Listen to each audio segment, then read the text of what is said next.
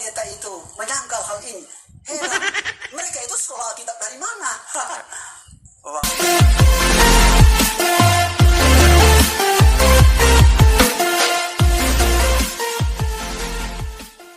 Ya, shalom teman-teman semua dimanapun kita berada pada saat ini. Kiranya kita semua tetap berada dalam keadaan sehat dan apapun yang merupakan aktivitas kita sepanjang hari ini, kiranya Tuhan Yesus memberkati. Dan kembali berjumpa lagi di channel kita ini, yaitu Zemayan Yasin. Terima kasih buat teman-teman semua dan juga para sahabat yang sudah mendukung perkembangan channel ini dengan setia, dan kiranya kita tetap menggunakannya untuk menjadi berkat bagi semua orang.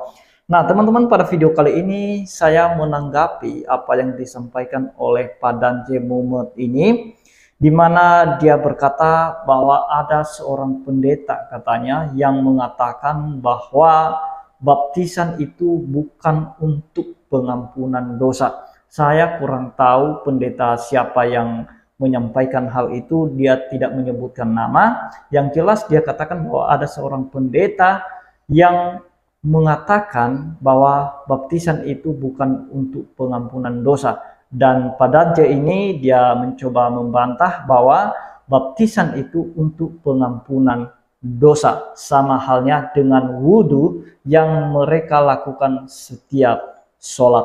Nah teman-teman, sebelumnya mari kita simak videonya yang berikut ini.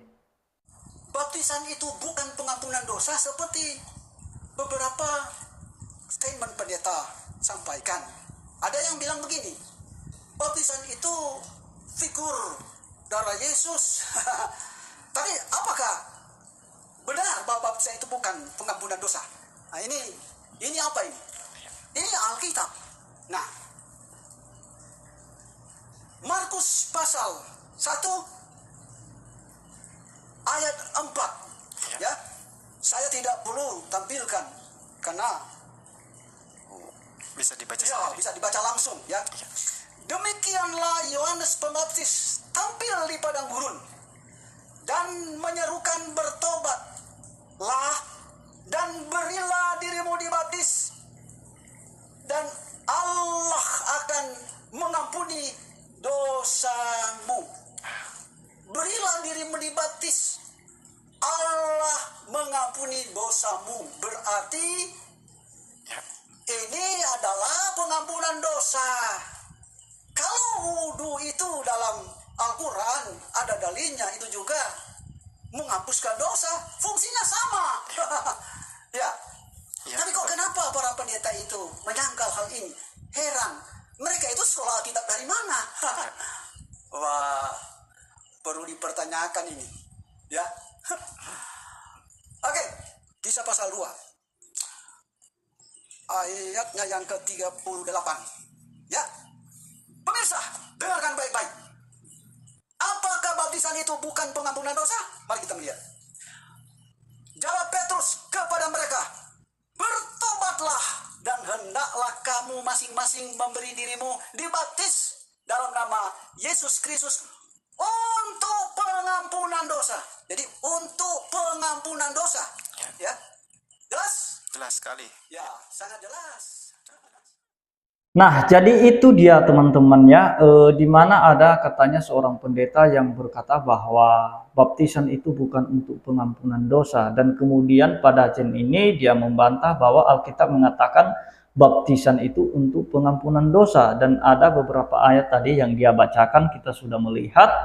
Nah teman-teman, tujuan Danje Mumet ini mengatakan bahwa baptisan untuk pengampunan dosa, dia mencoba mensejajarkan ya makna baptisan atau manfaat atau fungsi baptisan dalam Kristen dengan wudhu yang mereka lakukan, yang artinya bahwa sama-sama untuk pengampunan dosa.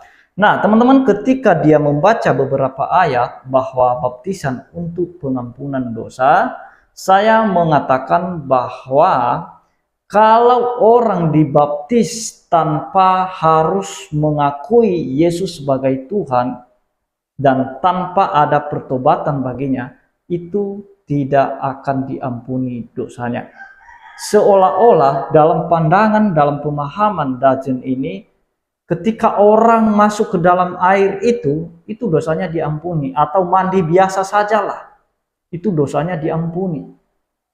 Nah, dan dia mencoba menyamakan fungsi baptisan dalam Kristen dengan wudhu. Nah, teman-teman, saya mau menjelaskan sedikit tentang hal ini. Baptisan Yohanes adalah merupakan baptisan yang biasa orang-orang Yahudi lakukan, dan itu sudah merupakan tradisi di mana makna baptisan pada saat itu merupakan penyucian secara rohani, dan itu dilakukan terus-menerus. Itulah yang disebut tevilah dalam Ibraninya. Tevilah itu dicelupkan ke air, dan dalam Yunaninya baptizo atau diselamkan juga. Nah, jadi teman-teman, baptisan di dalam Yohanes itu yang disebut tevilah, dan itu dilakukan atau nama tradisi itu dikatakan sebagai mikvah, itu dilakukan secara terus-menerus tradisi itu. Nah, sebagai tanda pertobatan bagi mereka yang mengikuti jalan kebenaran atau yang percaya kepada Allah. Nah, kemudian pertanyaannya, bagaimana dengan Yesus? Apakah itu merupakan tanda pertobatan Yesus? Saya mau katakan bahwa Yesus itu merupakan orang yang taat pada tradisi. Dan itu firman Tuhan mencatat bahwa tradisi apapun di dalam kalangan Yahudi dia ikuti, khususnya dalam ritual-ritual Yahudi. Baik itu hari raya, perayaan-perayaan apapun itu yang dilaksanakan oleh orang-orang Yahudi, itu Yesus selalu ikut. Dan kemudian ketika Yesus itu dibaptis, itu bukanlah merupakan suatu tanda bahwa Yesus itu sudah bertobat dari dosa-dosanya, melainkan dia mengikuti tradisi itu bahwa dia layak untuk melakukan pengajaran setelah mengikuti tradisi baptisan. Dan bukan hanya itu yang diikuti oleh Yesus, ada tradisi-tradisi lainnya itu. Mulai dari anak 12 tahun, waktu umur 12 tahun dia sudah mengikuti tradisi yang disebut bar mitzvah itu ya. Di mana setiap anak yang berumur 12 tahun di kalangan Yahudi pada saat itu dia memikul hukum Taurat itu, atau dia sudah bisa mempertanggungjawabkan semua dosa-dosanya. Dan Yesus sudah mengikuti tradisi itu semua, termasuk baptisan ini, supaya dia bisa diterima untuk mengajar di kalangan Yahudi. Sekalipun ada seperti ahli Taurat dan Farisi yang tidak menerimanya, tetapi kebanyakan orang Yahudi, baik itu yang awam maupun orang-orang yang Yahudi dalam ahli agama, itu ada beberapa orang yang percaya kepada pengajaran Yesus, termasuk Nikodemus yang dimana dia itu ahli agama. Nah, teman-teman, itulah baptisan Yesus, dan itulah Yohanes berkata bahwa dia yang datang kemudian, yang dimaksud itu adalah Yesus. Dia berkata bahwa membuka tali kasutnya saja saya tidak layak. Aku membaptis kamu dengan air, tetapi dia yang datang kemudian itu membaptis kamu dengan roh dan api. Nah, jadi teman-teman, itulah Yesus mengikuti tradisi baptisan itu ya, untuk bisa memulai pelayanannya, pengajarannya kepada banyak orang. Nah, kemudian seperti yang dia kutip di dalam Kisah Para Rasul 2 ayat 38, coba kita lihat teman-teman. Teman-teman, di dalam Kisah Para Rasul 2 ayat 38 di situ dikatakan, jawab Petrus kepada mereka, bertobatlah dan hendaklah kamu masing-masing memberi dirimu dibaptis dalam nama Yesus Kristus untuk pengampunan dosamu, maka kamu akan menerima karunia roh. Nah, jadi teman-teman, bukan semena-mena ketika orang masuk ke air langsung dosanya diampuni. Nah, makanya Petrus melakukan satu ketegasan di sini, atau menekankan di sini bahwa kamu dibaptis itu dalam nama Yesus Kristus. Jadi baptisan tanpa nama Yesus itu tidak bakal diampuni dosanya, itu sudah jelas. Nah, jadi jangan sampai Dajen Mumet ini berpikir asal sudah dia wudhu, dia menganggap itu sebagai baptisan. Dia dibaptis 5 kali sehari katanya sesuai jadwal sholatnya. Nah, sedangkan Kristen itu ya mereka dibaptis sekali seumur hidup saja. Nah, jadi tidak terlalu banyak. Nah, pasti kotor kan, kalau hanya sekali saja mandi ya kotor lah. Kalau kami 5 kali sehari. Nah, saya mau katakan bahwa baptisan dalam Kristen itu berbeda maknanya dan sama sekali tidak sama fungsinya. Seperti wudhu yang biasa dilakukan oleh saudara kita Muslim.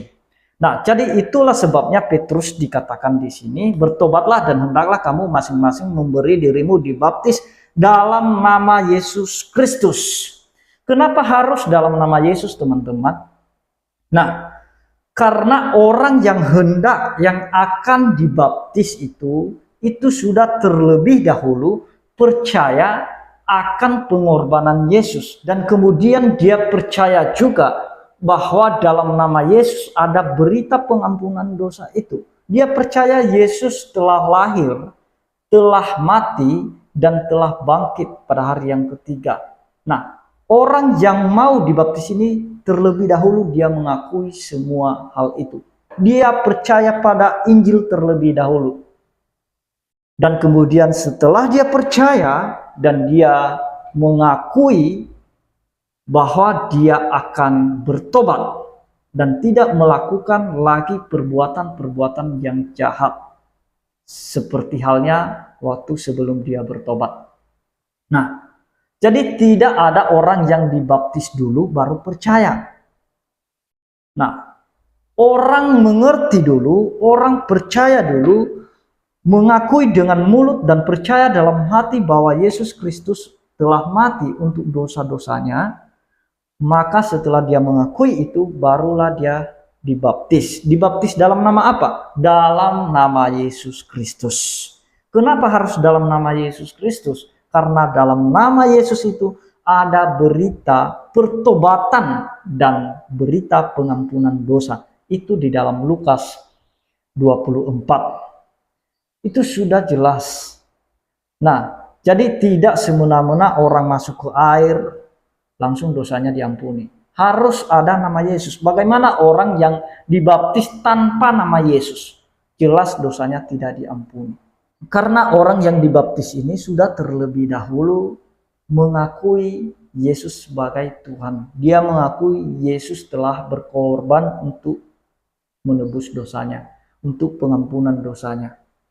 Nah, jadi tidak ada itu baptisan di luar nama Yesus. Kalau misalnya pada jenmumet rajin cuci tangan atau rajin mandilah di rumah, mungkin 5 kali sehari atau 10 kali bahkan bisa 100 kali tanpa ada nama Yesus di situ, tanpa dibaptis, dimateraikan oleh Roh Kudus, itu sama sekali tidak ada yang namanya dosamu diampuni. Karena yang terutama di situ adalah nama itu. Nah, kemudian baptis itu apa artinya? Itu tandanya bahwa dia sudah menerima Kristus sebagai korban untuk mengampuni dosanya. Dia percaya Injil itu. Mari kita lihat maknanya dalam Roma ya.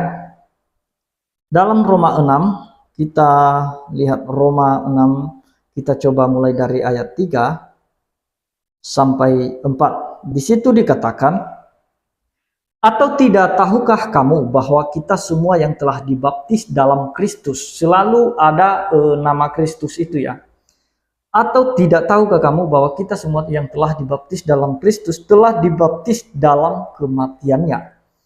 Ayat 4, dengan demikian kita telah dikuburkan bersama-sama dengan dia oleh baptisan dalam kematiannya, supaya sama seperti Kristus telah dibangkitkan dari antara orang mati oleh kemuliaan Bapa. Demikian juga kita akan hidup dalam hidup yang baru. Jadi sebenarnya baptisan Kristen yang sudah percaya kepada Kristus terlebih dahulu, dia dibaptis, itu merupakan tanda, itu juga melambangkan bahwa orang yang dibaptis tersebut sudah mengakui Yesus mati.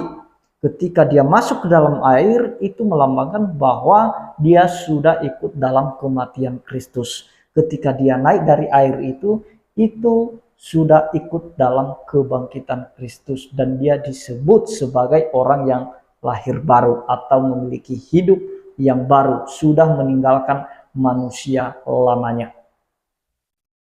Nah, jadi saya mau tegaskan sekali lagi orang yang mandi 100 kali pun sehari, kalau tidak dalam nama Yesus Kristus dia dipermandikan, tidak mengakui Yesus sebagai Tuhan, tidak mengakui Yesus telah mati dan bangkit, tidak mengakui Yesus sebagai korban untuk melunaskan hutang dosanya, maka sama sekali dosanya tidak bakal diampuni.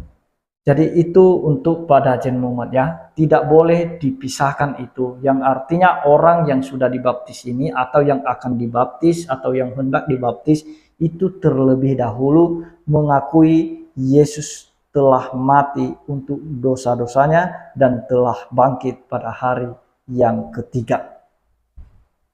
Dan dia dibaptis dalam nama Yesus. Nah, kenapa orang Kristen dibaptis hanya sekali saja untuk seumur hidup? Nah, karena Yesus sendiri telah berkorban sekali untuk selama-lamanya. Nah, Yesus itu tidak mati tiap hari, tidak disalib tiap hari, tidak disiksa tiap hari, tidak bangkit tiap hari. Nah, Yesus itu mati dan kemudian hidup kembali untuk selama-lamanya. Itulah juga sebabnya bahwa orang Kristen dibaptis untuk selama-lamanya. Karena dia mengakui pengorbanan Yesus Kristus itu yang dilakukan sekali saja berlaku untuk selama-lamanya. Demikian yang saya sampaikan teman-teman, kiranya bisa paham sampai di sini mengenai baptisan supaya jangan sampai ada yang keliru. Itulah pada Haji Muhammad ketika imannya ditelan oleh perutnya sendiri. Jadi dia tidak mengerti, dia tidak paham, bahkan dia berusaha membelokkan kebenaran itu sendiri. Demikian yang saya sampaikan teman-teman, kiranya Tuhan Yesus memberkati kita semua. Shalom.